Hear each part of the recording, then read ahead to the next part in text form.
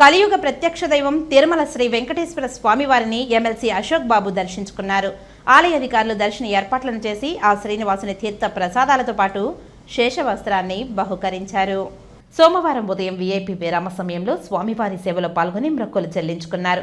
దర్శనానంతరం రంగనాయకుల మండపంలో వేద పండితులు వేద ఆశీర్వచనం అందించగా ఆలయ అధికారులు శ్రీవారి తీర్థ ప్రసాదాలను అందజేసి పట్టు వస్త్రంతో సత్కరించారు.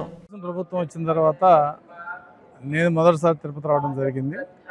అయితే మాకు ప్రోటోకాల్ దర్శనం అది ఉంది కాబట్టి మాకేం గతంలో దీనికి మార్పు కనపడకపోయినా కొంతమంది సాధారణ భక్తులు కూడా సాయంత్రం మేము అడిగాం, ఏంటి అన్న మార్పులు చేర్పులు ఉన్నాయని.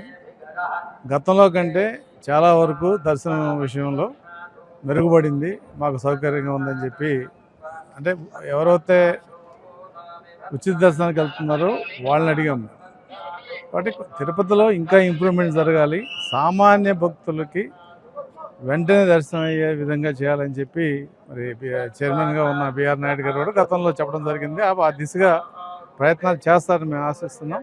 ఏదైనా ఆ దేవుడి కృప ఆంధ్రప్రదేశ్ మీద ఉండి ఆంధ్రప్రదేశ్ ఏదో నష్టపోయిందో వాటన్నిటిని కూడా మళ్ళీ తిరిగి గాడిలో పెట్టే ప్రక్రియలో మరి రాష్ట్రానికి అండగా ఉండాలని దేవుని కోరుకున్నాం.